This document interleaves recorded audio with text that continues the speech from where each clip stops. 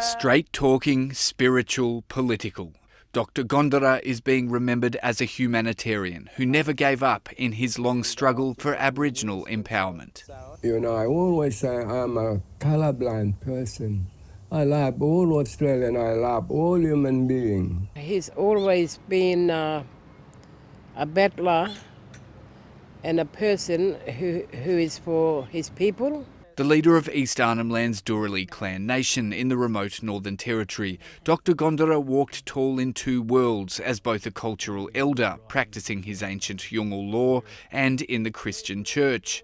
Dr Gondarra was Australia's first Methodist minister of Aboriginal heritage. His life's journey recently the subject of a big screen documentary.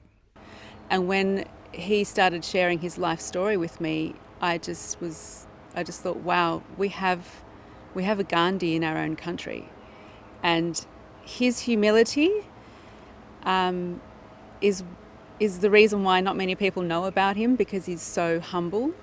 Dr Gondarra was the chairman of the Arnhem Land Progress Association for 30 years, a role through which he advocated tirelessly for the economic equality of his people.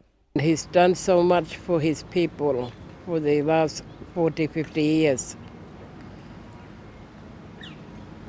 To gain justice and freedom in Australia, in this country.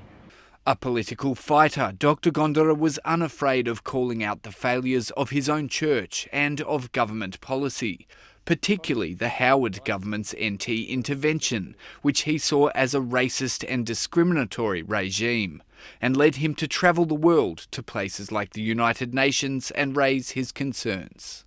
What sort of government is this? What are they really doing? Are they really want to sit and talk?